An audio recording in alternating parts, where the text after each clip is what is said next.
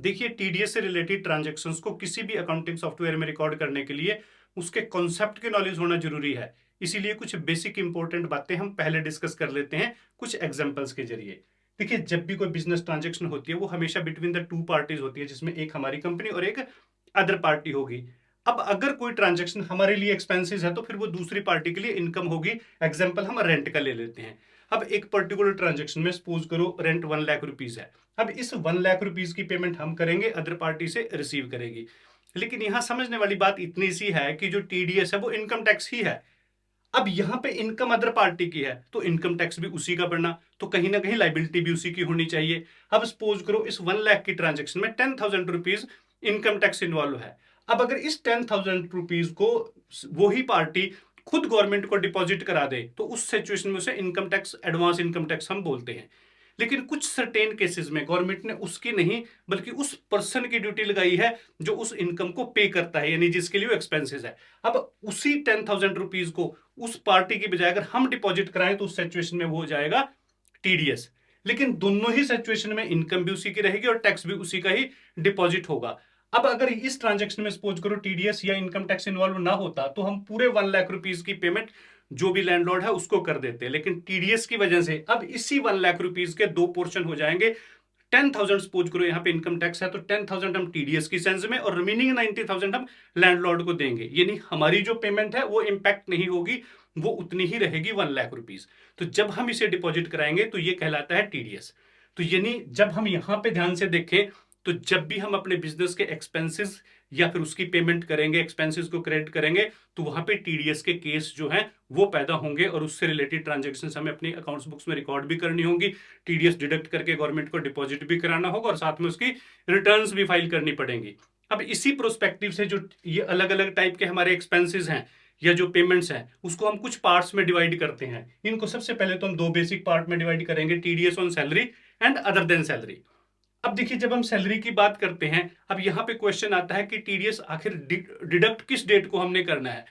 Salary के case में जब भी हम सैलरी की पेमेंट करते हैं तो वो डेट ऑफ डिडक्शन कहलाएगी, उस डेट को हमें टीडीएस डिडक्ट करना है।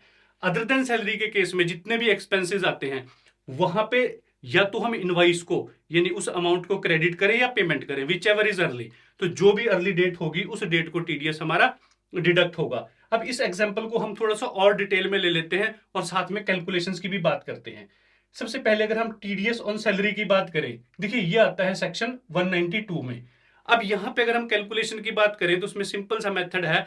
जो टीडीएस सैलरी के केस में कैलकुलेट होता है बिल्कुल वैसे कैलकुलेट होता है जैसे एक इंडिविजुअल का इनकम टैक्स कैलकुलेट होता है, यानी रेट स्लैब्स के अकॉर्डिंगली जो उसका इनकम टैक्स बनेगा। जैसे 7 लाख तक एग्जेम्प्टेड है, आने वाले सालों में 12 लाख तक एग्जेम्प्टेड है, तो वहां तक टीडीएस डिडक्ट नहीं होगा। अगर उससे ऊपर कोई इनकम टैक्स बनता है तो जितना उसका एक्चुअल इनकम टैक्स बनता है उतना ही एक्चुअल हमारा टीडीएस बनेगा उस पर्टिकुलर सिचुएशन में। एंड उसके बाद 194 सेक्शन है अदर बिजनेस एक्सपेंसेस के लिए। इसमें वैसे बहुत सारे बिजनेस एक्सपेंसेस हैं, हमने कुछ एक इंपॉर्टेंट जो कि खासतौर पे हर टाइप के बिजनेसेस में नॉर्मली एप्लीकेबल हो ही जाते हैं उनकी लिस्ट दी है। इसके अलावा भी एक्सपेंसेस हैं, सेक्शन वाइज इनको हमने यहाँ पे मेंशन किया है। अब इस पर्टिकुलर सिचुएशन में हमें दो बातें ध्यान रखनी होती हैं। एक तो जब कैलकुलेशन करें उसकी फिक्स परसेंटेज होती है, जैसे रेंट के केस में 10% टीडीएस है तो वो परसेंटेज फिक्स रहेगी, भावें जो हमारा लैंडलॉर्ड है उसका इनकम टैक्स बने या ना बने। अगर हमने उसका टीडीएस डिडक्ट भी कर लिया और उसका इनकम टैक्स नहीं बनता तो वो रिफंड लेगा, लेकिन हमें 10% टीडीएस उसका डिडक्ट करना होगा। और साथ में यहाँ पे टीडीएस हम उसी सिचुएशन में डिडक्ट करते हैं जब जो हमारी पेमेंट का अमाउंट है वो थ्रेशोल्ड लिमिट से ज्यादा हो। अब हर पर्टिकुलर सिचुएशन में हर पर्टिकुलर सेक्शन में थ्रेशोल्ड लिमिट अलग अलग है। जैसे हम रेंट की बात करते हैं, यहाँ पे 194 आई सेक्शन अवेलेबल है जो हम नॉर्मली हम बिजनेस रेंट की बात करें। अब यहाँ पे जो थ्रेशोल्ड लिमिट है, अब 25 ईयर तक तो ये हमारी 2,40,000 है, उसके बाद ये हो सकता है 6 लाख हो जाएगी। तो जो भी लिमिट है, अब उस लिमिट से अगर हम ज्यादा रेंट पे करते हैं, सपोज करो हम 2,40,000 को बेस ले लेते हैं, अगर हम सपोज करो 2,50,000 एक साल में रेंट पे करते हैं तो यहाँ पे टीडीएस डिडक्ट होगा। लेकिन समझने वाली बात यह है कि यहाँ पे 2,40,000 एग्जेम्पशन लिमिट का मतलब ये नहीं कि हम 2,40,000 को छोड़ के रिमेनिंग 10,000 पे टीडीएस डिपॉजिट कराएंगे। थ्रेशोल्ड लिमिट हमें ये बताती है कि हमने टीडीएस डिडक्ट करना है या नहीं करना।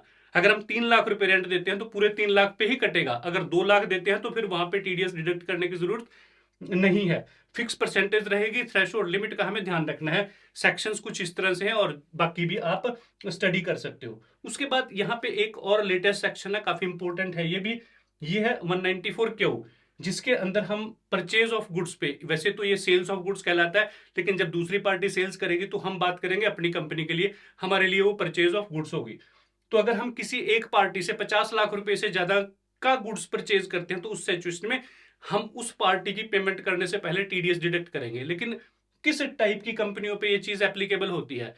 उस टाइप की कंपनियां ही डिडक्ट करेंगे जिनकी अपनी टर्नओवर 10 करोड़ से ज्यादा है। यानी अगर मेरी कंपनी के टर्नओवर 10 करोड़ रुपए से ज्यादा है प्रीसीडिंग फाइनेंशियल ईयर्स में, और मैं किसी एक सप्लायर से 50 लाख रुपए का से ज्यादा का गुड्स इस साल मैंने बायर किया, तो जितना अमाउंट ज्यादा होगा, अब यहां पे इंटरेस्टिंग है, अगर हमने 60 लाख रुपीज का गुड्स बाय किया तो पहले 50 लाख पे नहीं डिडक्ट होगा, बल्कि जो रिमेनिंग 10 लाख है उस पर डिडक्ट होगा।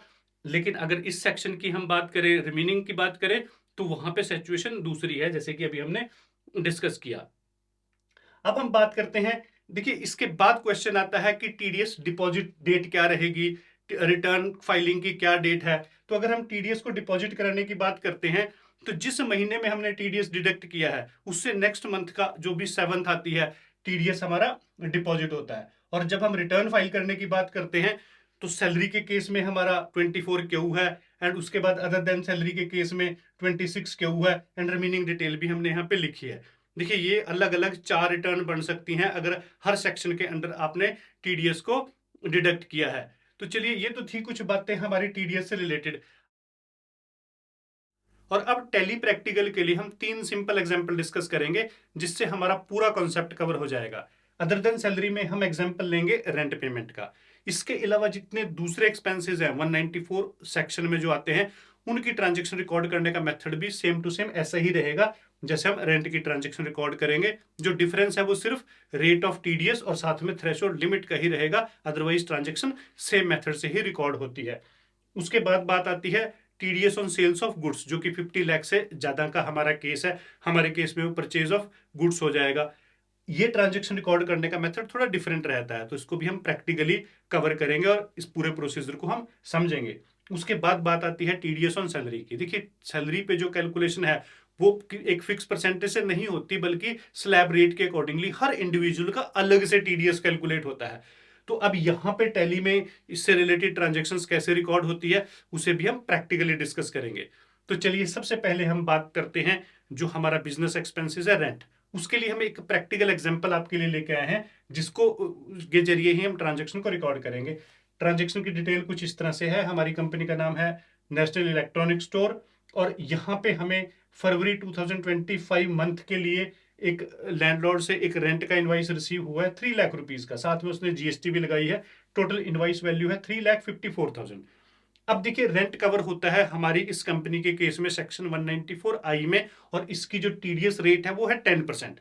लेकिन यहाँ पे समझने वाली बात एक और भी है कि ठीक है हमें 10% यहाँ पे टीडीएस डिडक्ट करना है, लेकिन ये 10% किस अमाउंट पे डिडक्ट होगा? इस 3 लाख पे जो कि रेंट का अमाउंट है, या 3,54,000 जो कि with GST total invoice value है।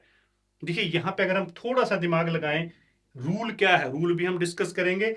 देखिए जो एक्चुअल में जो इनकम है हमारे लैंडलॉर्ड की वो 3 लाख रुपीज है, और टीडीएस कहीं ना कहीं एडवांस इनकम टैक्स ही है। तो इस सिचुएशन में गवर्नमेंट का भी जो रूल है, जीएसटी के अमाउंट पे टीडीएस डिडक्ट नहीं होगा, बल्कि जितना भी रेंट अमाउंट है सिर्फ इसी पे टीडीएस डिडक्ट होगा। अगर हम 10% इसका कैलकुलेट करें तो ये 30,000 रुपीज आता है। एंड जब हम पेमेंट करेंगे इस इनवाइस की, तो पेमेंट की डिटेल कुछ इस तरह से रहेगी। टोटल इनवाइस वैल्यू जो कि 3,54,000 है, 30,000 हम टीडीएस डिडक्ट करके लैंडलॉर्ड को 3,24,000 इंक्लूडिंग जीएसटी पे करेंगे। अब सपोज करो हमने लैंडलॉर्ड को जो पेमेंट की है वो, हमारा इनवाइस था 2 फरवरी का, लैंडलॉर्ड को हमने पेमेंट की 10 फेब को। अब इसका जो टीडीएस है वो डिपॉजिट हमने नेक्स्ट मंथ की जो 7th है, जो लास्ट डेट होती है, उसको डिपॉजिट कराया। तो इस सिनेरियो की प्रैक्टिकली ट्रांजेक्शन कैसे रिकॉर्ड होती है उसे हम देखेंगे। साथ में इस एग्जाम्पल को हम और दूसरे मेथड से भी एक बार डिस्कस करेंगे। ये ट्रांजेक्शन हम रिकॉर्ड करेंगे, लेकिन जैसे हमने डिस्कस किया कि चाहे हमारा इनवाइस पहले आए या पेमेंट पहले करें, तो टीडीएस जो भी पहले होगा उस ट्रांजेक्शन पे डिडक्ट होता है। वैसे तो देखिए इस सिचुएशन में तो हमारा जो मंथ है डिडक्ट करने का भी, इनवाइस का भी, एक ही है, तो इस सिचुएशन में कोई ज्यादा डिफरेंस नहीं आता, क्योंकि जो हमारी टीडीएस डिपॉजिट कराने की लायबिलिटी है वो सेम मंथ में राइज होती है। ये डिफरेंस नॉर्मली तब आता है जब हमारा पेमेंट और जो क्रेडिट करने का मंथ अलग अलग हो। पेमेंट पहले हो जाए तो फिर कहीं ना कहीं टीडीएस हमारा पहले डिपॉजिट होगा। तो अगर हम पेमेंट पहले करें तो उस सिचुएशन में अगर टीडीएस डिडक्ट करना हो तो उस एग्जांपल को भी हम इसी के साथ डिस्कस करेंगे। तो ये एग्जांपल है। तो चलिए अब हम प्रैक्टिकली देखते हैं कि ये सारी ट्रांजैक्शंस टैली अकाउंटिंग सॉफ्टवेयर में कैसे रिकॉर्ड होंगी। देखिए, अब टीडीएस की इन ट्रांजैक्शंस को रिकॉर्ड करने के लिए कंपनी हमारे पास पहले से ही क्रिएटेड है, और ये वही कंपनी है जिसको हमने इसी कोर्स के पार्ट 1 में क्रिएट किया था। तब हमने transactions with GST with inventory record की थी, लेकिन टीडीएस के फीचर को डिसेबल रखा था। अब हम टीडीएस से रिलेटेड काम करने के लिए टीडीएस के फीचर को अनेबल भी करेंगे, उससे रिलेटेड सेटिंग्स और साथ में ट्रांजैक्शंस कैसे रिकॉर्ड होंगी उस पूरे प्रोसीजर को समझेंगे। तो सबसे पहला हमारा यहाँ पे काम रहेगा इस कंपनी के लिए टीडीएस के फीचर्स को अनेबल करना, जिसके लिए हम कंपनी टैब में जाएंगे। उसके बाद देखिए फीचर्स की हमारे पास ये ऑप्शन है, हम कीबोर्ड से डायरेक्टली F11 भी प्रेस कर सकते हैं, अदरवाइज हम यहाँ पे भी क्लिक करेंगे। उसके बाद देखिए ये स्क्रीन आ जाएगी। अब यहाँ पे अगर हम देखें अनेबल टीडीएस, ये फीचर हमारा डिसेबल है, इसी को हमने बेसिकली अनेबल करना है। लेकिन इस फीचर पे प्रॉपर काम करने के लिए हमें एक फीचर की और जरूरत पड़ेगी, वो है अनेबल बिल वाइज एंट्री। इसका यूज क्या रहेगा जब हम ट्रांजैक्शन रिकॉर्ड करेंगे तो उसके साथ हम समझेंगे, लेकिन इस फीचर को अभी हमें यस पे सेट करना होगा, और साथ में जो अनेबल टीडीएस का फीचर है इसको भी हम यस करेंगे। जब हम इस फीचर को यस करते हैं, देखिए टीडीएस की डिटेल से रिलेटेड ये स्क्रीन आएगी जिसमें हमारी कंपनी की इंफॉर्मेशन आएगी। जैसे सबसे पहले हमारी कंपनी का यहाँ पे 10 नंबर ही आएगा। जैसे हमारी कंपनी का 10 नंबर कुछ ऐसे है, एंड देन उसके बाद अगेन हम यहाँ पे अपना 10 नंबर रिपीट कर सकते हैं। डिडक्टिव टाइप में हमारी कंपनी का स्टेटस आएगा। अगर हमारा ऑर्गेनाइजेशन इंडिविजुअल है, प्रोप्राइटरशिप फर्म है, तो हम इंडिविजुअल सेलेक्ट करेंगे, अदरवाइज अगर कंपनी है तो कंपनी। तो चलिए ये मानते हुए कि हमारा ऑर्गेनाइजेशन कंपनी है, हम कंपनी सेलेक्ट कर लेते हैं। उसके बाद जो ब्रांच है डिडक्टिंग की, वो सपोज करो हमारा दिल्ली है, तो अकॉर्डिंगली हम यहाँ पे एंटर करेंगे। उसके बाद डिटेल ऑफ रिस्पॉन्सिबल पर्सन, देखिए यहाँ पे उस पर्सन की डिटेल आती है जो हमारी कंपनी के लिए टीडीएस डिडक्ट और डिपॉजिट कराने के लिए रिस्पॉन्सिबल होगा। इसे यस करके उस पर्सन की डिटेल हम यहाँ पे एंटर कर सकते हैं, जिसमें उसका नाम, पैन नंबर और पूरी यहाँ पे इन्फॉर्मेशन आएगी। लेकिन इस इन्फॉर्मेशन की जरूरत उस सिचुएशन में पड़ती है जब हमें रिटर्न प्रिपेयर करनी होती है। ट्रांजेक्शन्स रिकॉर्ड करने के प्रोस्पेक्टिव से इस इन्फॉर्मेशन की जरूरत नहीं होती, सो इसलिए हम इसको यहाँ से स्किप कर सकते हैं, और यहाँ अगर हम नो भी करेंगे तो कोई खास यहाँ पे फर्क नहीं पड़ेगा। उसके बाद इग्नोर आईटी एग्जाम्पशन लिमिट को आप नो रखोगे, इसे इग्नोर करने की हमें यहाँ पे एटलीस्ट जरूरत नहीं है, आगे भी हमारे पास इसके ऑप्शन मिलेंगे। उसके बाद एक्टिवेट स्टॉक आइटम, इसको भी हम यस कर सकते हैं क्योंकि इससे रिलेटेड ट्रांजेक्शन्स भी हमें रिकॉर्ड करनी है। अब देखिए सारी इंफॉर्मेशन के बाद हम इस स्क्रीन को एक्सेप्ट करेंगे, और हमारी इस कंपनी में टीडीएस से रिलेटेड जो फीचर्स है वो अनेबल हो चुके हैं। अब इसके बाद ही हम रिमेनिंग काम कर पाएंगे, और अब हमारा काम रहेगा जितने रिक्वायर्ड मास्टर्स हैं उनको सेट करना। अब क्योंकि ये हमारी कंपनी पहले से ही क्रिएटेड है, अब कुछ ऐसे मास्टर होंगे जो पहले से ही क्रिएटेड हैं, उनमें हम टीडीएस से रिलेटेड फीचर्स की जो भी रिक्वायरमेंट इंफॉर्मेशन है वो सेट करेंगे, और जो नए मास्टर्स हैं उनको क्रिएट करेंगे। अगर हम कंपनी नए सिरे से क्रिएट करते तो उसके साथ साथ फिर हम टीडीएस के फीचर्स का भी ध्यान रखते। तो चलिए यहाँ पे कुछ मास्टर्स हमें नए क्रिएट करने होंगे। खास तौर पे हम पहले क्रिएट स्क्रीन में चलते हैं। देखिए खास तौर पे जो हमारा टीडीएस का अकाउंट रहेगा जिसमें हम टीडीएस डिडक्ट करेंगे, डिपॉजिट कराएंगे, तो एक हमारा फाइनेंशियल लेजर होना चाहिए टीडीएस का, वो अकाउंट क्रिएट करेंगे। वो अकाउंट क्रिएट होगा यहाँ अकाउंटिंग मास्टर्स में। लेकिन देखिए जब हम टीडीएस की बात करते हैं तो उसकी जो नेचर ऑफ पेमेंट है वो अलग अलग है, अलग अलग टाइप के एक्सपेंसेस हैं। अब या तो हम अलग अलग एक्सपेंसेस के लिए अलग अलग टीडीएस अकाउंट क्रिएट करें, लेकिन हम यहाँ पे कॉमन एक अकाउंट से ही काम चला सकते हैं, एक अकाउंट ही यूजफुल रहता है, तो हम एक अकाउंट क्रिएट करेंगे और उसको आगे फर्दर हम डिफाइन कर देंगे। यहाँ पे देखिए हमारे पास एक ऑप्शन है टीडीएस नेचर ऑफ पेमेंट, तो नेचर ऑफ पेमेंट में हम जाके नेचर अलग अलग डिफाइन करेंगे, अकाउंट हम कॉमन रखेंगे। सो यहाँ पे हम जाके सबसे पहले नेचर ही डिफाइन कर लेते हैं। अब जैसे हमारी पहली ट्रांजेक्शन रेंट से रिलेटेड है, तो यहाँ हम उसका नाम अकॉर्डिंगली एंटर कर सकते हैं। जैसे हम सपोज करो इस नेचर का नाम ही रेंट पेमेंट रख लेते हैं, तो हम यहां अकॉर्डिंगली रेंट पेमेंट इस हेड कोड में टाइप कर देते हैं। एंड उसके बाद देखिए सेक्शन, यहां पे हमारा सेक्शन 194 आई है, सो अकॉर्डिंगली हम इसे टाइप करेंगे। उसके बाद पेमेंट कोड भी 94 आई है, तो ये सारी इंफॉर्मेशन हम एंटर कर सकते हैं, स्किप भी कर सकते हैं, कोई ज्यादा इसकी रिक्वायरमेंट नहीं है। अब देखिए जो रेट है यहाँ पे टीडीएस का रेट, ये सबसे इंपॉर्टेंट है। अब हमारे इस केस में 10% है विद पेन, दोनों में यहाँ पे आएगा हमारा 10%। उसके बाद थ्रेशोल्ड लिमिट, देखिए ये थ्रेशोल्ड लिमिट का मींस क्या है, जैसे कि हमने डिस्कस किया था कि थ्रेशोल्ड लिमिट से ज्यादा अगर हम पेमेंट करते हैं तभी टीडीएस डिडक्ट होता है। लेकिन रेंट के केस में थ्रेशोल्ड लिमिट थोड़ा ट्रिकी रहेगी। उसका रीजन क्या है कि जो थ्रेशोल्ड लिमिट नॉर्मली डिसाइड होती है वो एनुअल बेसिस पे डिसाइड होती है, और रेंट हम मंथली बेसिस पे करते हैं। अगर सपोज करो जैसे अभी हमारा जो करंट फाइनेंशियल ईयर 24-25 है, इसमें थ्रेशोल्ड लिमिट 2,40,000 है। इट मींस अगर हमारा रेंट 20,000 तक है तो हमें टीडीएस डिडक्ट करने की जरूरत नहीं है। अगर उससे ज्यादा है 30,000 है तो टीडीएस डिडक्ट करने की हमें वहां पे जरूरत पड़ेगी।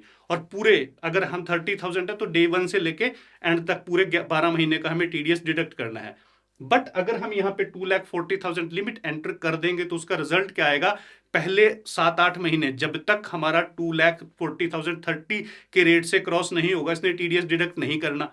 और जब वो थ्रेशोल्ड लिमिट क्रॉस होगी, क्योंकि रूल क्या है कि अगर थ्रेशोल्ड लिमिट क्रॉस होती है तो फिर जितना टीडीएस हमारा प्रीवियस भी है उस सारे पे टीडीएस हमें काटना होता है। सो हमें किसी भी एक्सपेंसेस के केस में खुद से ये आइडिया लगाना होता है कि क्या ये पूरे साल में हमारा अमाउंट थ्रेशोल्ड लिमिट से ऊपर जाएगा। अगर ऊपर जाएगा तो हमें फिर डे 1 से यहाँ पे थ्रेशोल्ड लिमिट को इग्नोर करते हुए टीडीएस डिडक्ट करना होता है।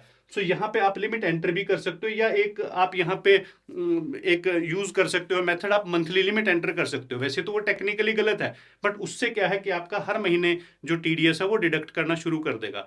सो आप अगर चाहो तो फिर इस लिमिट को, अगर हर महीने आप टीडीएस डिडक्ट करना चाहते हो तो इसे 0 पे भी सेट कर सकते हो। सो कुछ भी यहाँ पे किया जा सकता है, लेकिन आपको ध्यान रखना है कि आपको पहले महीने जब आप टीडीएस की पेमेंट करोगे टीडीएस डिडक्ट करना है या नहीं करना। अभी मैं इसमें लिमिट 2,40,000 डाल देता हूं, आगे जाके अगले फाइनेंशियल ईयर से में ये लिमिट 6 लाख हो जाएगी। देन अकॉर्डिंगली फिर उसके अकॉर्डिंगली हमें कैलकुलेशन करनी होगी।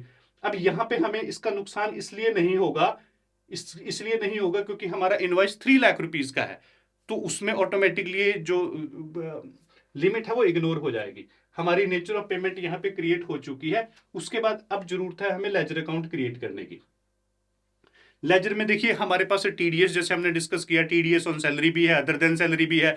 सैलरी के केस में रिटर्न फॉर्म अलग होता है, अदर देन सैलरी के केस में रिटर्न फॉर्म अलग होता है। तो हमें अगर हम कॉमन अकाउंट भी टीडीएस का क्रिएट करना चाहते हैं तो अदर देन सैलरी के सभी एक्सपेंसेस के लिए एक अकाउंट हम क्रिएट कर लेंगे, लेकिन सैलरी का नॉर्मली आपको अलग से क्रिएट करना चाहिए क्योंकि उसका रिटर्न फॉर्म अलग होता है। तो चलिए हम यहां पे अकॉर्डिंगली नाम रख लेते हैं टीडीएस अदर देन सैलरी ही हम इसके आगे लिख देते हैं।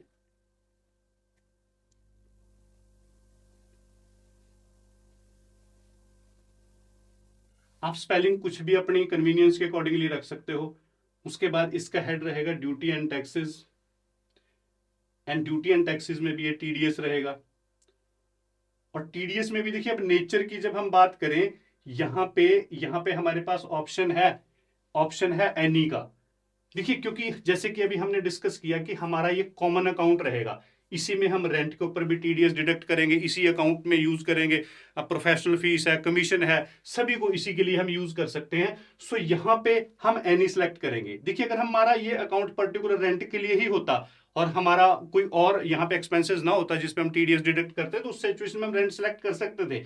लेकिन क्योंकि हमारा यहाँ पे कॉमन अकाउंट रहेगा, ये बेसिकली हमारे टीडीएस का लेजर अकाउंट है, तो कॉमन रखने के लिए हम इसे एनी पे सिलेक्ट करेंगे। एंड एनी पे सिलेक्ट करने के बाद क्योंकि उसके बाद हम इसमें और कोई ज्यादा इंफॉर्मेशन नहीं आएगी, हम इसे एक्सेप्ट करेंगे। देखिए अब ये हमारा अकाउंट क्रिएट हो चुका है। अब यहाँ पे देखिए टीडीएस से रिलेटेड अकाउंट तो क्रिएट हो चुका है, लेकिन हमें अकाउंट की जरूरत पड़ेगी रेंट की।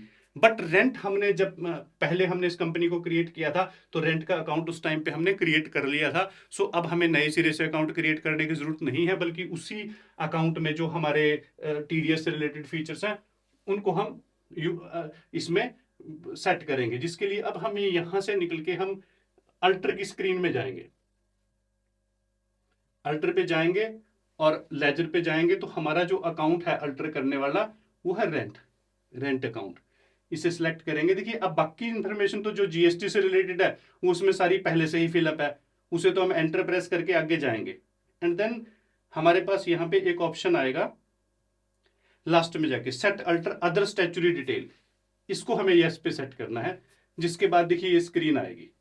अब यहाँ पे इस टीडीएस एप्लीकेबल, इस पे हम एप्लीकेबल इसे सेट करेंगे। हमारे पास यहाँ 3 ऑप्शन मिलेंगे एप्लीकेबल। और एप्लीकेबल की अगर हम बात करें, देखिए यहाँ पे अब हमें मिली है नेचर ऑफ पेमेंट। अब देखिए इसके साथ हम डिफाइन करेंगे, यहाँ पे हमारे पास रेंट पेमेंट की हमने नेचर पहले से ही डिफाइन की थी, अब इसे हम यूज करेंगे। एंड देन अकॉर्डिंगली इसके बाद इसमें जितनी रिक्वायर्ड इंफॉर्मेशन है वो ऑलमोस्ट आ चुकी है। बस अब इस अकाउंट को हम सेव करेंगे। देखिए अब हमारा रेंट अकाउंट भी एडजस्ट हो चुका है। उसके अलावा हमारे सीजीएसटी और एसजीएसटी के अकाउंट, उसमें भी हम टीडीएस से रिलेटेड ऑप्शंस की जो सेटिंग है हमारी रिक्वायरमेंट के अकॉर्डिंगली वो करेंगे। जैसे एक अकाउंट हमारा सीजीएसटी यूज होगा, तो जब हम सीजीएसटी पे आते हैं, देखिए यहाँ पे एक ऑप्शन आएगा, बाकी तो इसमें हमें कुछ भी यहाँ पे डिस्टर्ब करने की जरूरत नहीं है। ये देखिए इस टीडीएस एप्लीकेबल, अब यहाँ पे एक बात हमें समझनी है, जैसे कि हमने बेसिक एग्जांपल में समझा था, क्योंकि जितना आपको कॉन्सेप्ट की नॉलेज होगी उसी से ही हम यहाँ पे सारी बातें डिफाइन कर पाएंगे। अब जैसे हमने समझा था कि जो जीएसटी का अमाउंट है उसके ऊपर टीडीएस नहीं लगता, सिर्फ रेंट के अमाउंट पे टीडीएस लगता है। सो इस वजह से हमें यहाँ पे जो टीडीएस है इसे डिसेबल करना पड़ेगा, जिसके लिए हम यहाँ पे नॉट एप्लीकेबल, हमारे पास एक ऑप्शन आएगा, नॉट एप्लीकेबल को सिलेक्ट करेंगे। और इसका रिजल्ट क्या होगा कि जब हमारा टीडीएस कैलकुलेट होगा वो जीएसटी के अमाउंट पे कैलकुलेट नहीं होगा। इसी तरह से हमारा एसजीएसटी अकाउंट भी है, क्योंकि ये दोनों अकाउंट यूज होंगे। यहां पे भी यही सेटिंग हमने करनी है, नॉट एप्लीकेबल पे हम इसे सेट करें। और अब यहां हमें एक अकाउंट और क्रिएट करना होगा, जो कि है हमारे लैंडलॉर्ड का, जिसके लिए हम जस्ट यहां क्रिएट पे क्लिक करेंगे। ये अकाउंट पहले से एग्जिस्ट नहीं करता। और इस अकाउंट को क्रिएट करने के साथ साथ हम एक फीचर और डिस्कस करते हैं। देखिए जिसके लिए हम कॉन्फ़िगर पे क्लिक करेंगे, अगर ये फीचर डिसेबल है तो इसे हम अनेबल करेंगे, जो कि एडवांस एंट्री से रिलेटेड है, जो हमें यहाँ पे बिल्कुल लास्ट में जाके बॉटम में मिलेगा। देखिए यहाँ पे एक फीचर आया है हमारे पास, allow advance entry in master. इस फीचर को हम यस कर लेते हैं। वैसे अपने इस प्रेजेंट एग्जांपल में हमें इस फीचर की जरूरत नहीं है, तो जस्ट आपको दिखाने के लिए हमने इस फीचर को ऑन किया है। हमारे यहाँ पे जो लैंडलॉर्ड है उसका नाम हम एंटर करेंगे। एंड देन देखिए ये भी हमारा सप्लायर ऑफ सर्विसेज है, तो बिल्कुल सेंट्री कैरेक्टर में रहेगा। एंड उसके बाद देखिए जो इसमें सबसे इंपॉर्टेंट यहाँ पे रहेगा इज टीडीएस डिडक्टेबल। देखिए एक बात हमें यहाँ पे समझनी है, क्योंकि जो टीडीएस है वो अल्टीमेटली हम इसी पर्सन का डिडक्ट करेंगे, इसी की पेमेंट में से डिडक्ट करके इसी का टैक्स गवर्नमेंट को टीडीएस की सेंस में हम डिपॉजिट कराएंगे। तो हालांकि जो टीडीएस की कैलकुलेशन है वो रेंट पे होगी, लेकिन डिडक्ट इसका होगा। तो हम यहाँ पे इस ऑप्शन को यस पे सेट करेंगे। और उसके बाद डिडक्टी टाइप, देखिए यहाँ पे ये इंडिविजुअल है, इंडिविजुअल में भी रेजिडेंट है, तो रेजिडेंट को हम इसको अकॉर्डिंगली सिलेक्ट करेंगे। उसके बाद deduct TDS in same voucher, इसे हमें यस पे सेट रखना है। एंड उसके बाद देखिए जो हम इस पर्टिकुलर लैंडलॉर्ड का, इस पर्टिकुलर सप्लायर का टीडीएस डिडक्ट करेंगे वो रेंट पेमेंट पे ही है, तो रेंट पेमेंट हम सिलेक्ट करेंगे, एंड ऑफ द लिस्ट कर देंगे, क्योंकि इस पर्टिकुलर सप्लायर के साथ हमारा और कोई रिलेशन नहीं है, जस्ट रेंट का है, तो वो अकॉर्डिंगली हमने उसको सिलेक्ट किया है। देखिए उसके बाद जो अभी हमने फीचर अनेबल किया है उसकी वजह से हमारे पास ये ऑप्शन आया है, यूज एडवांस टीडीएस एंट्री। आप इसे जस्ट यस करके देख सकते हो। देखिए यहाँ पे कुछ फीचर्स हैं, जैसे इग्नोर सरचार्ज एग्जाम्पशन लिमिट का है, लोअर डिडक्शन का भी है, लेकिन हमारे इस पर्टिकुलर जो पर्सन है जिसका हमने टीडीएस डिडक्ट करना, उनमें से कोई भी ऑप्शन इसके ऊपर एप्लीकेबल नहीं है। सो हम इस ऑप्शन को यहाँ से नो पे सेट करेंगे। अदरवाइज किसी पर्टिकुलर केस में अगर ये एप्लीकेबल हो तो आप इस ऑप्शन को यूज कर सकते हो। उसके बाद इसकी रिमेनिंग इन्फॉर्मेशन आ जाएगी, स्टेट आ जाएगा, एंड जो इसमें इंपॉर्टेंट रहेगा वो इसका पैन नंबर रहेगा।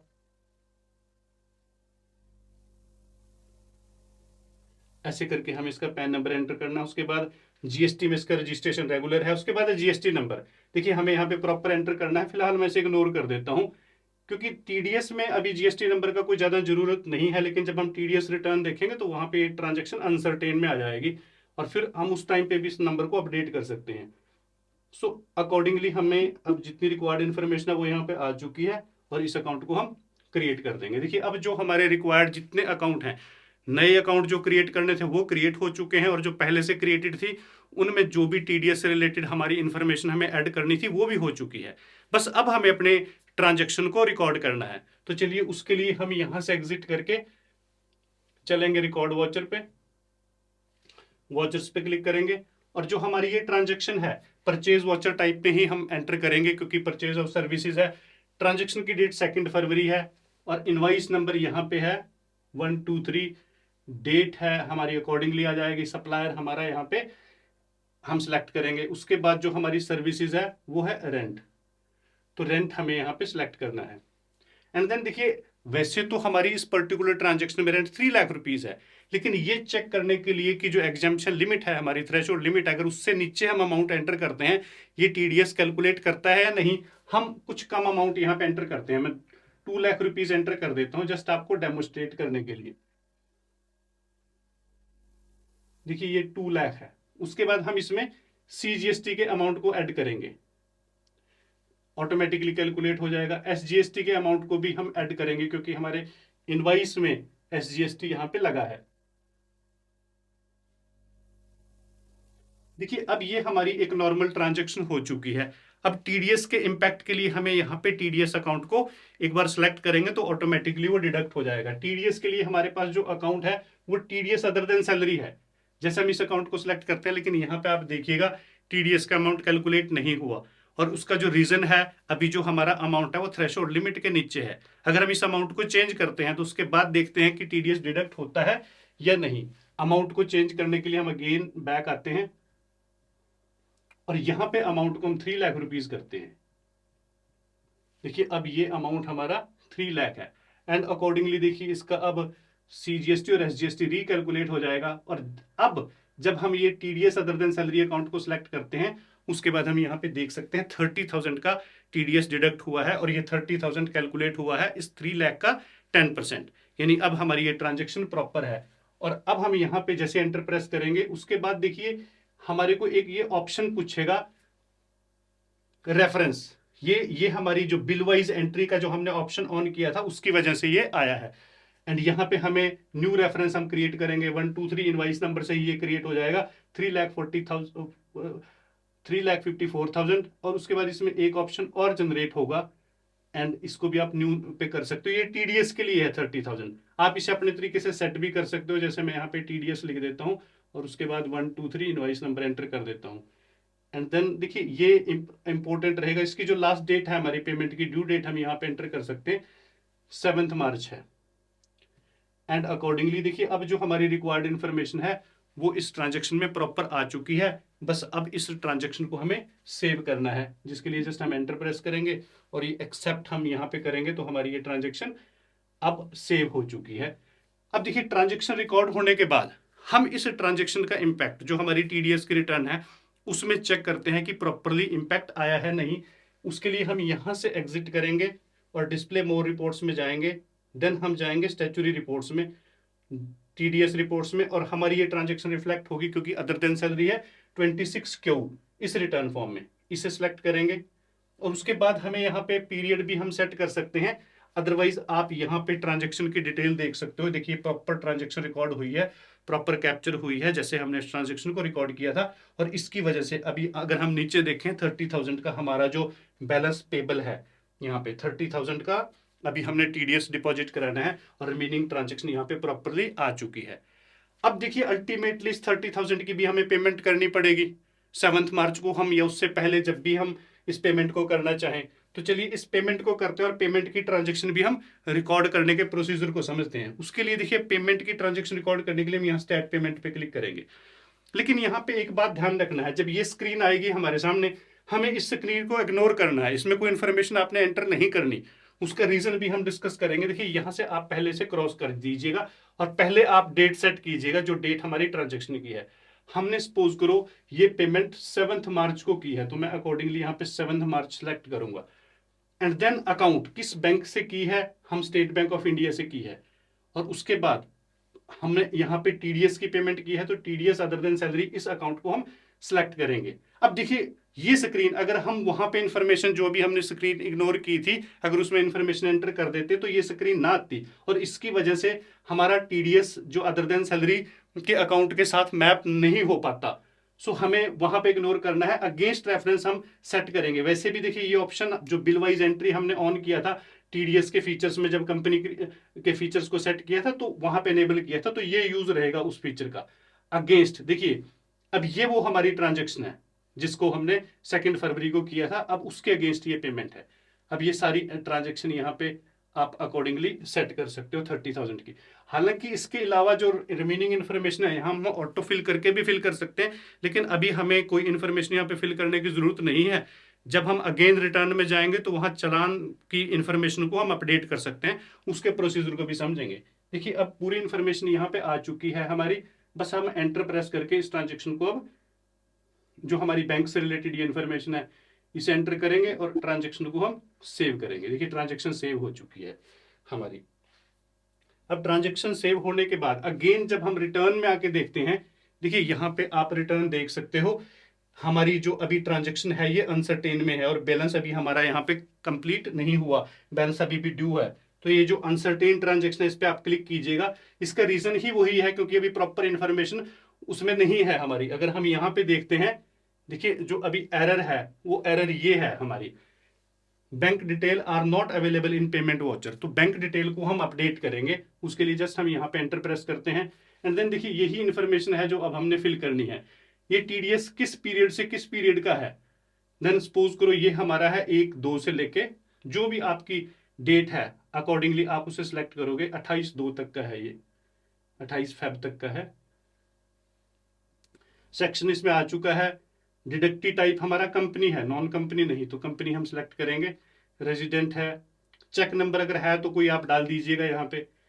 डेट चेक नंबर की सपोज करो 7 मार्च है, जो भी आप एंटर करना चाहो। बीआरएस कोड जो कि 7 डिजिट का होता है।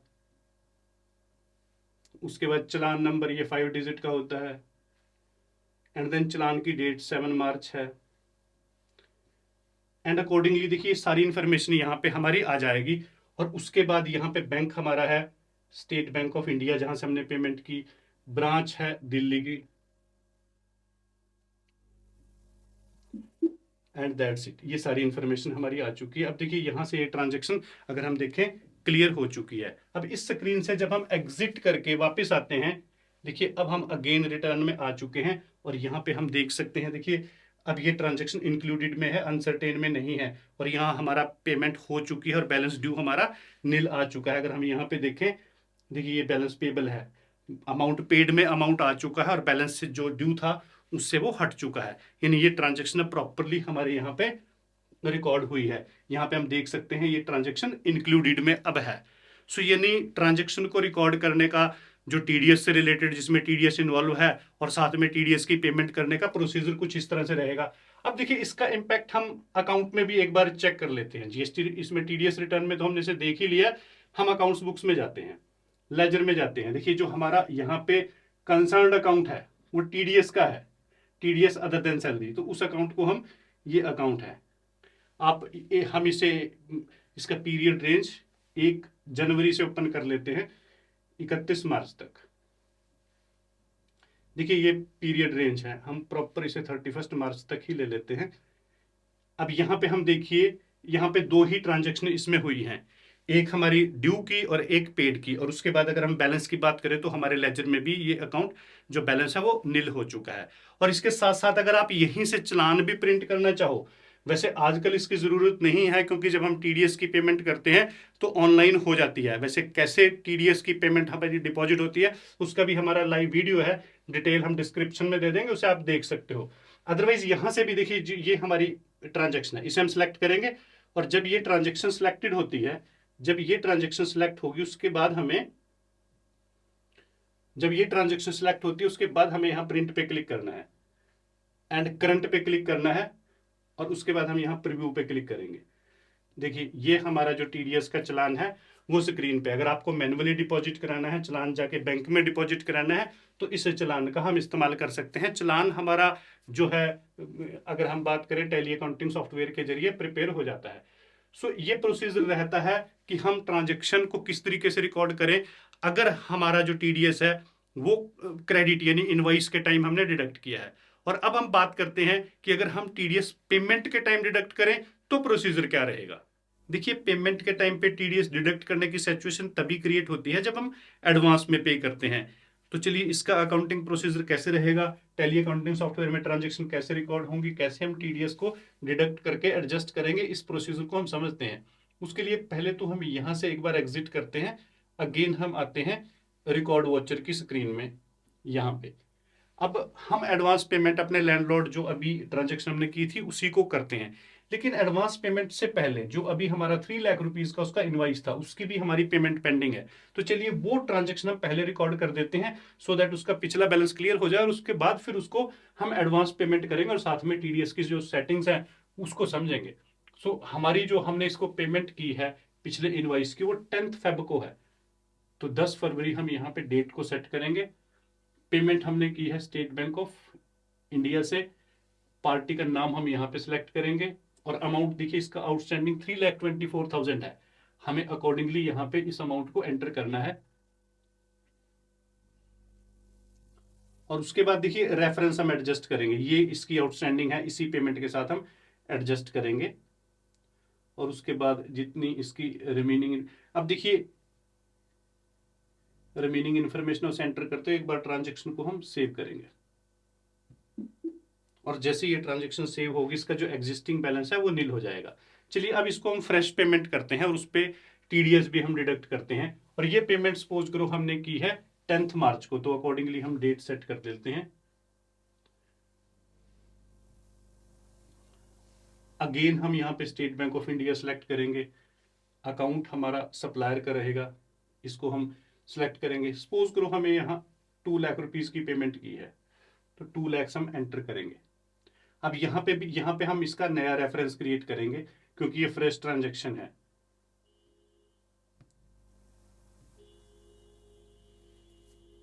और अब यहाँ पे भी हम टीडीएस को ऐड करेंगे, तो ऑटोमेटिकली टीडीएस डिडक्ट हो जाएगा। देखिए हमारे पास अकाउंट है टीडीएस अदर देन सैलरी। यहाँ पे देखिए रेंट पेमेंट पे है, हम अकॉर्डिंगली इसे सिलेक्ट करेंगे। और उसके बाद हम देख सकते हैं, देखिए यहाँ पे टीडीएस इसमें कैलकुलेट हो चुका है, टीडीएस। एंड क्योंकि 10% है, अकॉर्डिंगली इस ट्रांजेक्शन को अब हम सेव कर देंगे। देखिए अब ये तो अकाउंट यहाँ तक तो हमारा बहुत सिंपल है, लेकिन अब जब इस ट्रांजेक्शन को हम सेव करेंगे, अब हमारे को एक सिचुएशन और ध्यान रखनी है। टीडीएस यहाँ पे डिडक्ट हो चुका है, लेकिन ये तो एडवांस पेमेंट है। जब इसका कल इनवाइस आएगा, उस इनवाइस को भी हमने इस टीडीएस के साथ एडजस्ट करना है। जो एक्स्ट्रा अमाउंट होगा सिर्फ टीडीएस उस पे ही कटेगा, जो एक बार कट चुका उसे हम दोबारा डिडक्ट नहीं करेंगे। चलिए सपोज करो हमारे पास इनवाइस आ जाता है, उस ट्रांजेक्शन को अब कैसे रिकॉर्ड करेंगे, और ये जो टीडीएस डिडक्ट किया है उसे कैसे एडजस्ट करेंगे, उसे भी हम समझ लेते हैं। इनवाइस की डेट सपोज करो हम 31 मार्च कर देते हैं, एंड ये ट्रांजेक्शन होगी परचेज वॉचर टाइप में। हमारा सपोज करो 124 इनवाइस नंबर है, डेट उसकी 31 मार्च है, और यहाँ पे पार्टी अकॉर्डिंगली हमारी रहेगी रेंट का ये इनवाइस है, रेंट हम सिलेक्ट करेंगे। और इनवाइस 3 लाख रुपीज का है, अगेन एंटर। इसमें भी हमारी सीजीएसटी लगेगी, और साथ में एसजीएसटी भी लगेगी। और उसके बाद बारी आती है टीडीएस की। देखिए अब हम यहाँ पे भी टीडीएस अप्लाई करेंगे। जैसे हम टीडीएस को सिलेक्ट करते हैं, देखिए अब यहाँ पे एक ऑप्शन आया है adjust against advance payment of TDS, तो इसे हमें यस पे सेट करना है, क्योंकि हम ऑलरेडी यहाँ पे पेमेंट पहले टीडीएस की डिडक्ट कर चुके हैं। अब देखिए यहाँ पे हमें नए रेफरेंस पे नहीं जाना, बल्कि एडजस्ट रेफरेंस पे जाना है। और जो ये रेफरेंस है हमारा, इसको हम यहाँ से सिलेक्ट करेंगे। देखिए 2 लाख रुपीज यहाँ पे हमारे एडजस्ट हो चुके हैं। उसके बाद हम एक नया रेफरेंस भी 1 लाख रुपए के लिए क्रिएट करेंगे। रेंट पेमेंट यहाँ पे हम सिलेक्ट करेंगे, एंड देखिए यहाँ पे 1 लाख एडजस्ट होने के बाद अब रिमेनिंग सिंपल 10,000 हमारा यहाँ पे टीडीएस डिडक्ट होगा। यानी जो 20,000 है वो एडजस्ट हो चुका है, और रिमेनिंग यहाँ पे हमारा 10,000 ही डिडक्ट होगा। और उसके बाद हम इस ट्रांजेक्शन को सेव कर देंगे।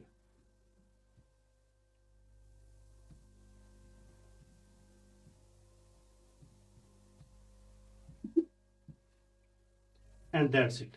तो यानी अब ये मेथड रहता है कि अगर हम एडवांस पे टीडीएस डिडक्ट करें और बाद में उसके इनवाइस के साथ एडजस्ट करें, और इसके इम्पैक्ट को अब हम टीडीएस रिटर्न में भी देख लेते हैं। देखिए ये है हमारी टीडीएस रिटर्न 26 क्यू, और यहाँ पीरियड रेंज भी हम 1 जनवरी से 31 मार्च हमारी पहले से ही सेट है। अब देखिएगा यहाँ पे जो हमारी ट्रांजेक्शन है प्रॉपर आ चुकी है, और टीडीएस की लाइबिलिटी 30,000 हम पे कर चुके हैं, लेकिन जो अभी ये एडवांस और इनवाइस की वजह से जनरेट हुई उसकी पेमेंट नहीं की हमने, तो बैलेंस ड्यू भी हमारा 30,000 है, उसको भी जैसे हमने स्टेट पेमेंट की ट्रांजेक्शन रिकॉर्ड की थी वैसे रिकॉर्ड हो जाएगी। अदरवाइज यहाँ पे ट्रांजेक्शन प्रॉपर कैप्चर हुई है। देखिए एक बात आप ध्यान रखिएगा, यहाँ पे हमें जब टैली अकाउंटिंग सॉफ्टवेयर की बात करते हैं तो जस्ट हम टीडीएस से रिलेटेड सारी ट्रांजेक्शन रिकॉर्ड करते हैं, लेकिन टैली अकाउंटिंग सॉफ्टवेयर के जरिए टीडीएस की रिटर्न्स नहीं बनती। टीडीएस की रिटर्न बनाने के लिए अलग से गवर्नमेंट की यूटिलिटी है, उसका अलग एक प्रोसीजर है। वैसे टीडीएस की रिटर्न कैसे बनती है, कैसे हम ऑनलाइन उसे फाइल कर सकते हैं, उसका भी हमारा अलग से एक वीडियो है जिसकी डिटेल भी हम डिस्क्रिप्शन में देंगे, उसे भी आप देख सकते हो। अदरवाइज अगर आप यहाँ एक्सपोर्ट पे जाके भी चेक करिएगा, देखिए यहाँ पे एक्सपोर्ट, आप जीएसटी रिटर्न को एक्सपोर्ट कर सकते हो, टीडीएस को नहीं। तो यानी यहाँ पे टैली में अगर हम बात करें तो टीडीएस से रिलेटेड बहुत ज्यादा कुछ काम नहीं होता, जस्ट जो हमारी बेसिक ट्रांजैक्शन है टीडीएस डिडक्ट की, टीडीएस पेमेंट की, वो ही रिकॉर्ड हो पाती हैं और ज्यादा से ज्यादा हम चालान क्रिएट कर पाते हैं। तो ये मेथड है कि जो हम अदर देन सैलरी की टीडीएस ट्रांजेक्शन्स को कैसे रिकॉर्ड करते हैं। और अब हम बात करेंगे कि जो हमारी सेल्स ऑफ गुड्स है, जो 50 लाख रुपए से ज्यादा की ट्रांजेक्शन है, वो कैसे रिकॉर्ड होती हैं। देखिए वैसे तो गुड्स के केस में भी टीडीएस की ट्रांजैक्शन रिकॉर्ड करने का मेथड ऑलमोस्ट वैसा ही है जैसे अभी हमने रेंट की ट्रांजैक्शन को रिकॉर्ड किया था, बस इसमें थोड़ा सा ही डिफरेंस है। तो चलिए उसे समझ लेते हैं। और इस ट्रांजैक्शन को रिकॉर्ड करने के लिए हम एक एग्जांपल आपके लिए लेके आए हैं। हमारा ये सप्लायर है दिल्ली कंप्यूटर स्टोर, इससे हमने एक ही इनवाइस में 50 लाख रुपीज का मटेरियल यहाँ पे बाय किया है। लेट्स सपोज अब इस ट्रांजेक्शन पे टीडीएस एप्लीकेबल है, तो इस ट्रांजेक्शन को रिकॉर्ड करते हुए हम समझेंगे कि टीडीएस की जो रेलिवेंट सेटिंग है वो कैसे की जाएगी। अब सबसे पहले तो देखिए जो गुड्स के केस में हमारी टीडीएस की नेचर है उसे डिफाइन करेंगे, और उसके साथ साथ जितने भी अकाउंट जो खासतौर पे टीडीएस के साथ कनेक्टेड हैं उनको हम अल्टर करके टीडीएस के फीचर्स को, जो भी रिक्वायर्ड इन्फॉर्मेशन है वो सेट करेंगे। तो चलिए सबसे पहले तो जो गुड्स के केस में जो नेचर है टीडीएस की उसे डिफाइन कर लेते हैं, जिसके लिए हम यहाँ क्रिएट में जाएंगे and then TDS nature of payment. उसके बाद यहाँ पे हम इसका नाम रख लेते हैं टीडीएस और आगे गुड्स ही मेंशन कर देते हैं। इसके सेक्शन इसका 194 क्यू है एंड उसके बाद जो इंपॉर्टेंट रहेगा इसकी परसेंटेज जो कि है 0.1, बहुत केसेस में सेम रहेगी। And then threshold limit 50 lakh है, अकॉर्डिंगली हम इसे मेंशन करेंगे। एंड उसके बाद देखिए यहाँ पे calculate tax on value exceeding the threshold limit, तो इसे यस करेंगे क्योंकि 50 लाख के बाद ही यहाँ पे टीडीएस डिडक्ट हमने करना है। एंड इसके साथ देखिए ये हमारी नेचर डिफाइन हो चुकी है। और अब जितने रेलिवेंट अकाउंट हैं उनको हम अल्टर करके उसमें सेटिंग करेंगे। जैसे हमारा सबसे पहले तो यहाँ पे परचेज अकाउंट ही है, परचेज अकाउंट में अब हम टीडीएस के फीचर्स को ऑन करेंगे। एंड उसके लिए हम देखिए जब लास्ट में यहाँ पे बॉटम पे जाते हैं, जैसे हमने टीडीएस के केस में भी, जैसे हमने रेंट के केस में किया था, तो इस ऑप्शन को हम set alter other statutory detail option को हमें यस करना है। उसके बाद ये स्क्रीन आएगी और यहाँ पे इस टीडीएस एप्लीकेबल को हमने एप्लीकेबल पे सेट करना है। एंड देन जो अभी हमने नेचर डिफाइन की है टीडीएस गुड्स की, इसी को हम सिलेक्ट करेंगे एंड अकॉर्डिंगली उसके बाद हम कंट्रोल ए से स्क्रीन को सेव कर देंगे। और उसके बाद अगला अकाउंट हमारा है दिल्ली कंप्यूटर ट्रेडर, इसे भी हम अल्टर करेंगे। अब इसमें जो हमारी सबसे इंपॉर्टेंट सेटिंग है, इस टीडीएस एप्लीकेबल को हम यस करेंगे। और उसके बाद यहाँ पे डिडक्टिव टाइप, ये सपोज करो एक प्रोप्राइटरशिप फर्म है तो इंडिविजुअल रेजिडेंट को हम सिलेक्ट कर लेते हैं एंड देन सेम वॉचर को हम यस पे सेट करेंगे। और उसके बाद यहाँ पे इंपॉर्टेंट है इसका पैन नंबर, सपोज करो इसका पैन नंबर है, ऐसे करके हमें पैन नंबर इसका एंटर करना। और सबसे इंपॉर्टेंट यहाँ पे रहेगा प्रोवाइड पैन डिटेल, इसे हमें यस पे सेट करना है। अगर हम इसे यस पे सेट नहीं करेंगे तो जो मैक्सिमम परसेंटेज 20 है विदाउट पैन वो एप्लीकेबल हो जाएगी। तो यहाँ इसे यस करके एंड अकॉर्डिंगली इस सारी इंफॉर्मेशन को सेट करते हुए इसे भी हम कंट्रोल ए से सेव करेंगे। और उसके बाद हमारा देखिए सीजीएसटी और एसजीएसटी अकाउंट है। अब सबसे पहले हम सीजीएसटी को लेते हैं। देखिए सीजीएसटी के केस में यहाँ पे हमने पहले जब रेंट की ट्रांजैक्शन रिकॉर्ड की थी तो नॉट एप्लीकेबल सेट किया था। अब रेंट के केस में तो यहाँ पे जीएसटी का जो कंपोनेंट है उसके ऊपर टीडीएस डिडक्ट नहीं होता, बट गुड्स के केस में होता है। अब इट मींस इस अकाउंट को हमें ड्यूल वे में यूज करना पड़ेगा। रेंट के केस में एप्लीकेबल करेंगे, नॉट एप्लीकेबल करेंगे, और गुड्स के केस में एप्लीकेबल। लेकिन यहां तो जब हमने मास्टर में ही से नॉट एप्लीकेबल कर दिया तो ट्रांजेक्शन रिकॉर्ड करते हुए ये नॉट एप्लीकेबल ही शो करेगा। अब अगर हम ये दोनों पर्पज एक साथ सॉल्व करना चाहते हैं, सपोज करो जब हमने रेंट की ट्रांजेक्शन के लिए सेटिंग की थी तब हमें आइडिया नहीं था, तब हमें नहीं पता था कि हम गुड्स पे भी टीडीएस डिडक्ट करेंगे, हमें बाद में पता चला, तो कोई प्रॉब्लम नहीं, अब इसकी सेटिंग को हम अमेंड कर सकते हैं। अब अगर हम रेंट की ट्रांजेक्शन भी रिकॉर्ड करना चाहें और साथ में गुड्स की ट्रांजेक्शन भी रिकॉर्ड करना चाहें तो उसका देखिए प्रोसीजर क्या रहेगा।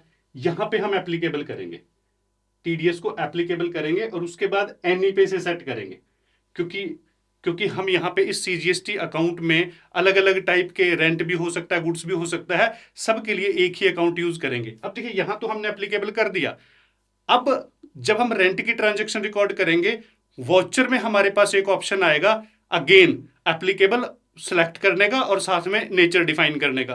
तो अब ये रेंट के केस में नॉट एप्लीकेबल हम ट्रांजेक्शन को रिकॉर्ड करते हुए करेंगे और गुड्स के केस में वहां पे हम नेचर के साथ इसे लिंक करेंगे। सो अगर हमने दोनों काम एक साथ करने हैं तो यहां एप्लीकेबल के साथ इस अकाउंट को हम अकॉर्डिंगली सेव करेंगे। एंड सिमिलरली हमारा एसजीएसटी अकाउंट भी है, एसजीएसटी अकाउंट में भी हम यहां पे applicable and then any and that's it. ये हमारी ट्रांजेक्शन अब सेव हो चुकी है। अब हमें अपनी ट्रांजेक्शन रिकॉर्ड करनी है, जो रेलिवेंट मास्टर्स थे वो सारे सेट हो चुके हैं। ट्रांजेक्शन रिकॉर्ड करने के लिए हम चलेंगे वॉचर्स में। ट्रांजेक्शन की डेट हमारी 1 मार्च है, इनवाइस नंबर हमारा 556 है, डेट इनवाइस की 1 मार्च है, पार्टी हमारी दिल्ली कंप्यूटर स्टोर है, परचेज लेजर को हम यहां से सिलेक्ट करेंगे। उसके बाद आइटम है हमारी ये एप्पल iMac, क्वांटिटी है इसमें 50 पीस एंड रेट इसमें अकॉर्डिंगली आ जाएगा। उसके बाद देखिए यहां पे हमें इसमें भी सीजीएसटी को ऐड करना है, जिसके लिए हम सीजीएसटी सबसे पहले सेलेक्ट करेंगे एंड कैलकुलेशन इसकी ऑटोमेटिकली आ जाएगी। देखिए अब यहां पे ये ऑप्शन हमारे पास आया है। अब जब हम रेंट की ट्रांजेक्शन यहां पे रिकॉर्ड करेंगे तो नॉट एप्लीकेबल सेलेक्ट करेंगे, लेकिन उन सारी ट्रांजेक्शन में जिनमें टीडीएस कंपोनेंट जीएसटी के ऊपर भी एप्लीकेबल होगा, सो वहां पे हमें नेचर को डिफाइन करना पड़ेगा। अब ये हमारी गुड्स की है तो इस जो हमारा यहाँ पे जीएसटी का अकाउंट है इस पे ये वाली कैटेगरी एप्लीकेबल होगी और इसी परसेंटेज से टैक्स डिडक्ट होगा, तो यहां हम सिलेक्ट करेंगे। अगर हम मास्टर में ही इसे डिसेबल कर देते तो ये ऑप्शन नहीं आता जैसे रेंट के केस में, लेकिन अब ड्यूल पर्पज के लिए मास्टर में हमने अनेबल कर दिया और यहां पे हम अकॉर्डिंगली सिलेक्ट करेंगे। एंड इसी तरह अगर हम एसजीएसटी अकाउंट की बात करें तो उसका प्रोसीजर भी सेम रहेगा। अब यहीं पे हमें डिफाइन करना है इसकी नेचर को, गुड्स एंड अकॉर्डिंगली। देखिए ये सारी कैलकुलेशन अब आ चुकी है। बस अब हमें इसमें जो टीडीएस का हमारा अकाउंट है अदर देन सैलरी, उसी को हम यूज करेंगे, जो कि पहले से ही क्रिएटेड भी है और सेट भी है हमारा इस पर्टिकुलर ट्रांजेक्शन के लिए। अब देखिए जैसे ही हम इस ट्रांजेक्शन को सिलेक्ट करते हैं, हम यहाँ पे देख सकते हैं जितना भी एक्सीडेड अमाउंट है उसके ऊपर हमारा टीडीएस 0.1% से डिडक्ट हो चुका है। कैलकुलेशन हम यहाँ देख सकते हैं। देखिए ये हमारी फ्रेश ट्रांजेक्शन नहीं है 50,000 की, इससे पहले भी कुछ ट्रांजेक्शन इस पार्टी की रिकॉर्डेड थी, लेकिन जब यहाँ पे हम देखते हैं 50,000, क्योंकि अभी हमने इसको एप्लीकेबल किया तो 50 लाख से ऊपर जितना भी यहाँ पे हमारा अमाउंट था उसके ऊपर टीडीएस डिडक्ट हो चुका है। और अब बस हमें इस ट्रांजेक्शन को एक्सेप्ट करके रेफरेंस हमें यहाँ पे क्रिएट करना होगा टीडीएस प्रोस्पेक्टिव से। देखिए यहाँ पे अकॉर्डिंगली ये सारे रेफरेंसेस आ जाएंगे। अब ये सारी इंफॉर्मेशन कंप्लीट हो चुकी है और हम इस ट्रांजेक्शन को सेव करेंगे। एंड इसके बाद हम जाके अगर टीडीएस रिटर्न में देखना चाहें तो ये सारी इंफॉर्मेशन देख सकते हैं। Display more reports and TDS reports 26Q, इसका पीरियड भी हम 1 मार्च से सिलेक्ट कर लेते हैं, क्योंकि हमने 1 मार्च को इस ट्रांजेक्शन को रिकॉर्ड किया था। एंड अकॉर्डिंगली देखिए यहां हम देख सकते हैं ये ट्रांजेक्शन प्रॉपरली रिकॉर्डेड हुई है। इसका टीडीएस भी हमारा जो एग्जिस्टिंग अमाउंट था उसमें ऐड हो चुका है। ट्रांजेक्शन की जो कैलकुलेशन की डिटेल है हम यहाँ पे देख सकते हैं। सो ये मेथड रहता है हमारी, अगर हम गुड्स के केस में टीडीएस की ट्रांजेक्शन को रिकॉर्ड करना चाहें। और अब हम बात करेंगे सैलरी के केस में टीडीएस की ट्रांजेक्शन कैसे रिकॉर्ड होगी। देखिए टीडीएस ऑन सैलरी कॉन्सेप्ट एकदम अलग है अदर देन से, क्योंकि न सिर्फ इसके कैलकुलेशन स्टाइल में डिफरेंस है, बल्कि इसका जो क्वार्टरली रिटर्न फॉर्म है वो भी अलग है 24Q, और इवन जो मंथली आप टीडीएस डिपॉजिट कराते हो वो भी एक सेपरेट चलान पे ही डिपॉजिट हो पाता है। लेकिन जब हम अकाउंटिंग पॉइंट ऑफ व्यू से बात करें तो यहाँ पे मेजर डिफरेंस आएगा इसके कैलकुलेशन स्टाइल में। देखिए अदर देन सैलरी के केस में तो हर सेक्शन में गवर्नमेंट ने टीडीएस की जो रेट है वो फिक्स की है, तो उस फिक्स परसेंटेज से हमने अप्लाई करना है और ऑटोमेटिकली हमारा टीडीएस कैलकुलेट हो जाता है। हमारा जो सप्लायर ऑफ सर्विसेज है वो किसी भी टाइप का क्यों ना हो, सब पे एक ही जैसा रूल अप्लाई होता है। लेकिन जब हम सैलरी की बात करें तो यहाँ पे जो मेथड है, हमें जिस पर्सन का टीडीएस डिडक्ट करना है उसकी इनकम को कैलकुलेट करके उसका एग्जैक्ट इनकम टैक्स कैलकुलेट करना होता है, और उसी के इक्विवेलेंट ही हम उसका टीडीएस डिडक्ट करते हैं। अब यहाँ पे सिचुएशन बनती है कि अगर सपोज करो हमारे पास 100 एम्प्लॉई हैं और उनमें से 10 एम्प्लॉई ऐसे हैं जिनका हमने टीडीएस डिडक्ट करना है, तो 10 के 10 एम्प्लॉई को जो इनकम कैलकुलेट करने का मेथड है वो डिफरेंट रहेगा। हर पर्सन का इनकम सोर्स अलग हो सकता है, अदर देन सैलरी भी कोई इनकम हो सकती है, उनके एग्जेम्पशंस भी डिडक्शंस भी डिफरेंट डिफरेंट टाइप की हो सकती हैं। सो हर पर्सन का अगर हम टीडीएस कैलकुलेट करने की बात करें तो बिल्कुल डिफरेंट रहेगा, एक पर्सन का अलग दूसरे का अलग। इवन आप किसी एक पर्टिकुलर पर्सन की भी बात करो, क्योंकि टीडीएस प्रोजेक्शन बेसिस पे कैलकुलेट होता है, तो एक पर्सन के भी मंथली जो है टीडीएस की डिडक्शन में वेरिएशन आ सकती है उसकी प्रोजेक्शन के अकॉर्डिंगली।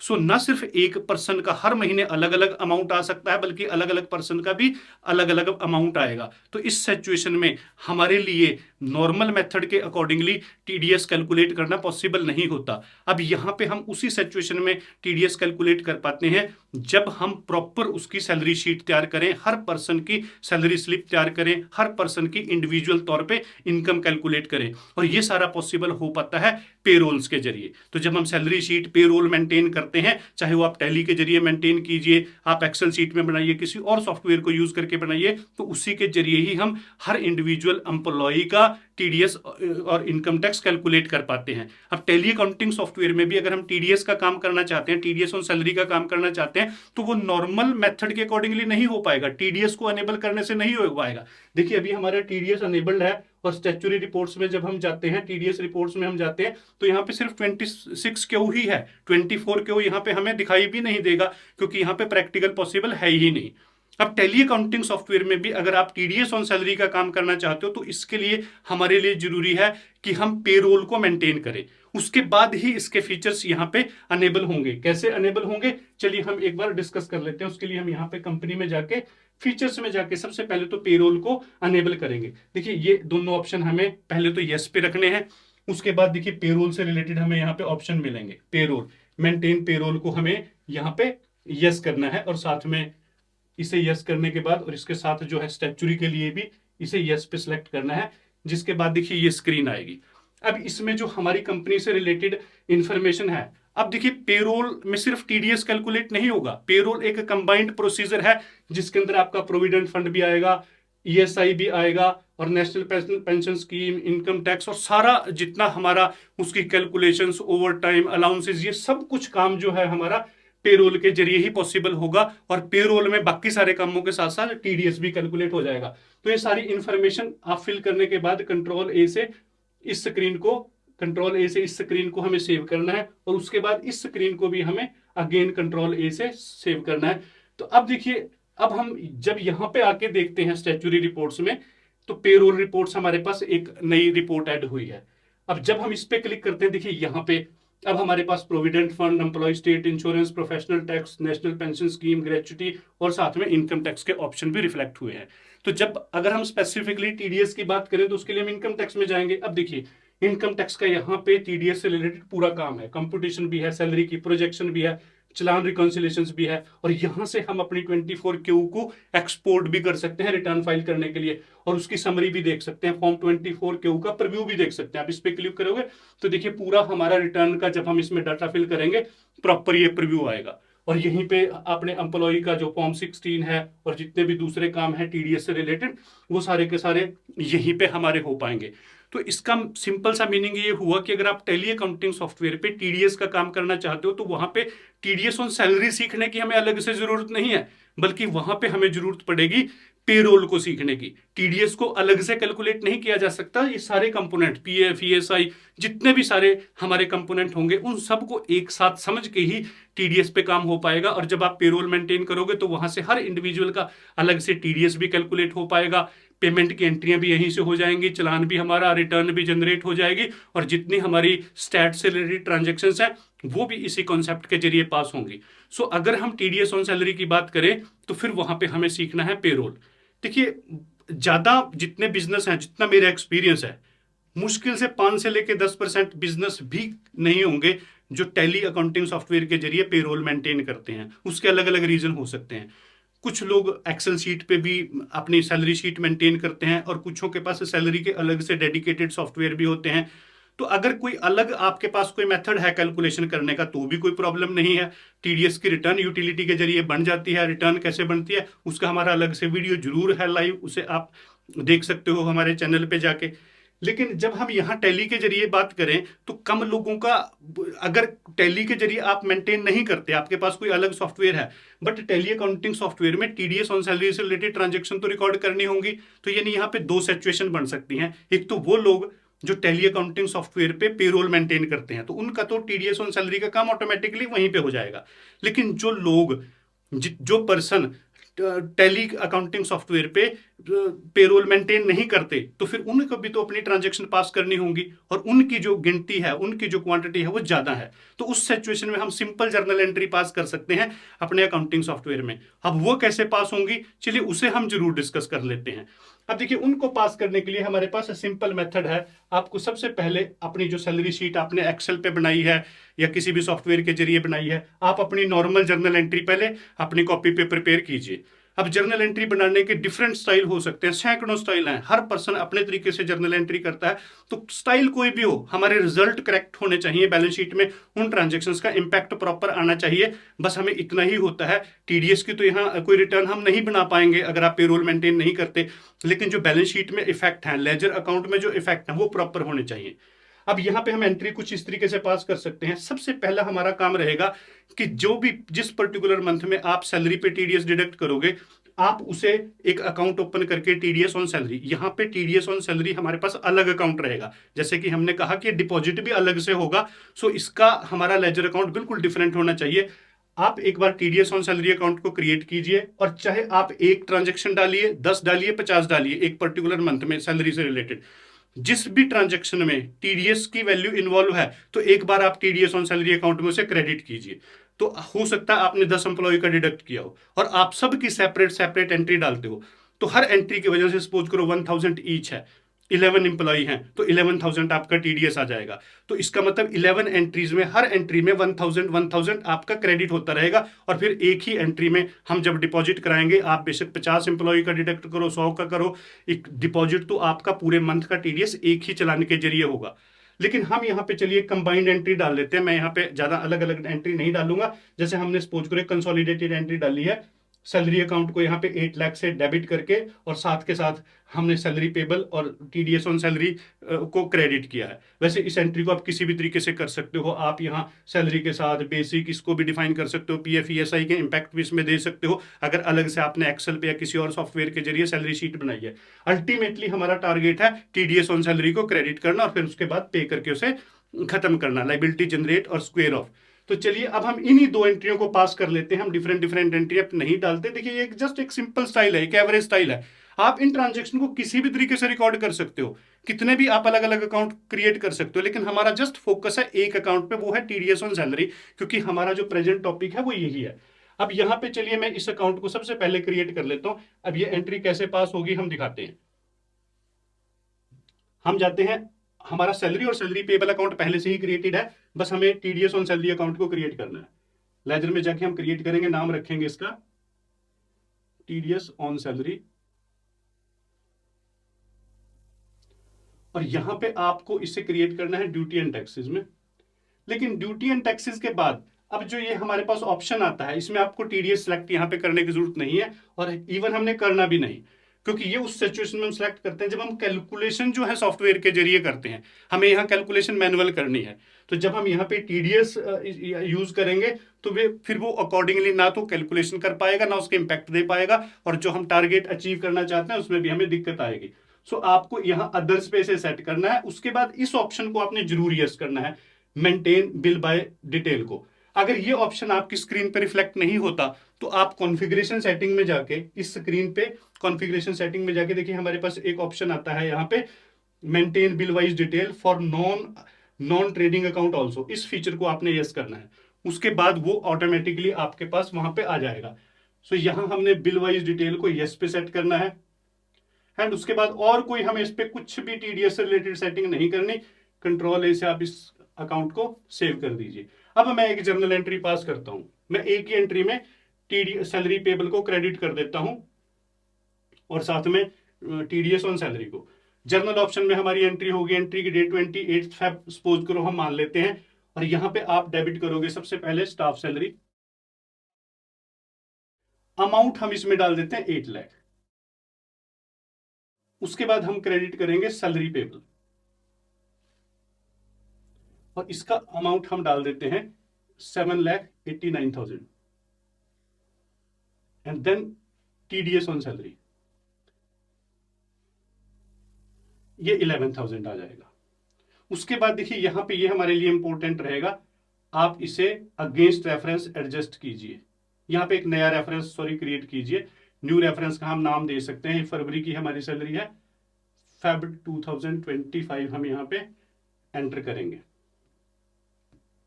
एंड उसके बाद ये सारी इंफॉर्मेशन के बाद हम इस ट्रांजेक्शन को सेव करेंगे। और अब हमने इसकी पेमेंट करनी है। पेमेंट सपोज करो हम नेक्स्ट मंथ में कर लेते हैं, 7 मार्च को इसकी पेमेंट हमने की टीडीएस की, स्पेसिफिकली हम बात करेंगे टीडीएस की।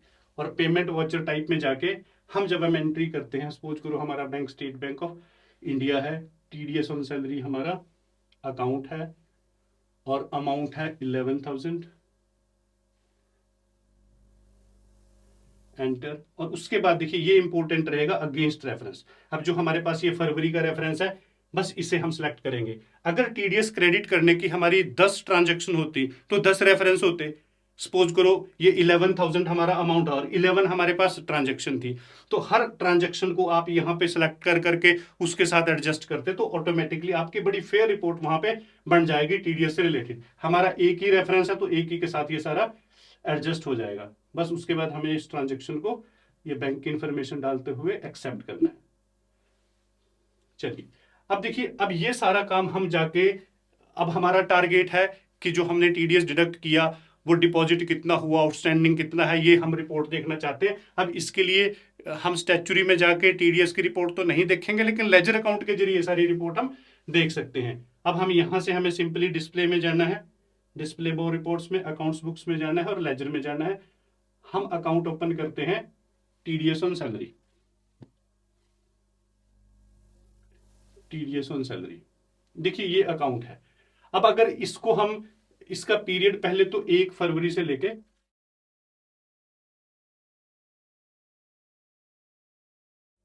हमारा एक फेब से लेके 28 मार्च तक ही आया है।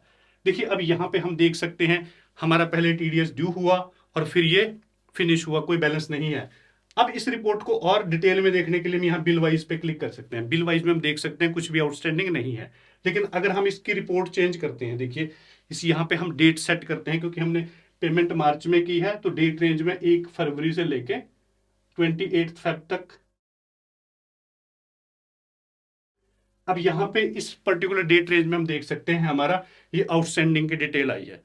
तो यानी इस स्क्रीन में जाके भी हम अपनी हिसाब किताब रख सकते हैं कि कितना हमारा टीडीएस बना, कितना डिपॉजिट होगा अदर देन सैलरी में, सैलरी के केस में, और कितना हमारा पेंडिंग है। तो इस स्क्रीन का हम यूज कर सकते हैं, स्टैच्यूरी रिपोर्ट्स में जाने की जरूरत नहीं है। वैसे अदर देन सैलरी के केस में भी अगर हम बात करें तो हमारा जस्ट टारगेट इतना ही रहता है कि टीडीएस हमने कितना डिपॉजिट कराया, कितना हमने डिडक्ट किया था, कितना बैलेंस है, वो रिपोर्ट हम जाके स्टैच्यूरी रिपोर्ट्स में देख पाते हैं। वहां से कोई हमारी आज सच टीडीएस की रिटर्न प्रिपेयर नहीं होती।